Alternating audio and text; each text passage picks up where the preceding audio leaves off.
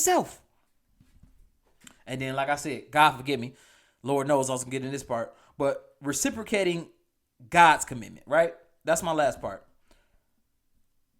God's commitment to you is crazy. Everything that I just talked about being commitment and being driven by it.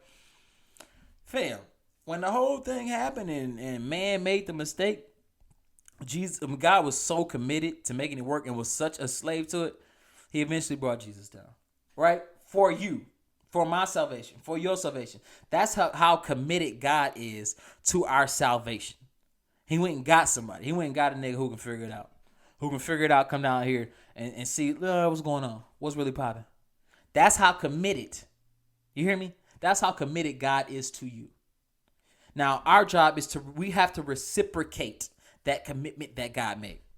That's our job, to be that committed to him. But chill out. When I say this, you're going to make mistakes. I'm sure Floyd made mistakes in his footwork. He made mistakes here. He made some mistakes in the ring while he was doing some of the stuff. You're going to make mistakes. You can be a slave to something, be committed to it and make mistakes. So you can be a slave to God and make mistakes. It's going to happen. He already told you. If you look at the word, they told you that. You only made of flesh, but it's a spirit inside you. And you got that same love and commitment. So you already have it inside of you. You just got to channel it. The commitment that God has to you, you already have inside of you to him. But it's just how committed are you going to be? Right? And it's not necessarily about religion, how religious you're going to be. How committed are you going to be to God? How spiritually committed are you going to be to him? How committed are you going to be a slave to what he wants you to do? And you can make mistakes. That don't mean that you're not committed.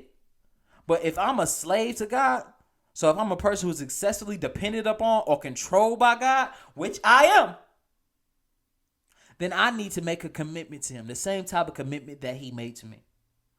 And when you make a commitment, and you make a mistake, you recognize that you made that mistake.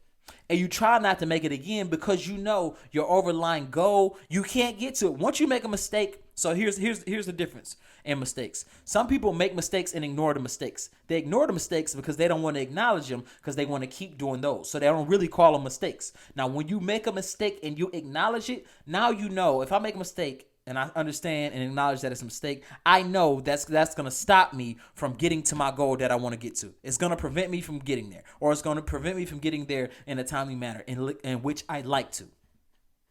So when you make that mistake, that's something that's not of God, recognize it as a mistake. That's it. That's all you got to do is recognize it as a mistake. That's all I'm saying. When you make that commitment to God, okay, I recognize this is not what he wants from me. And then just think about that commitment that he made for us, because it was a big one.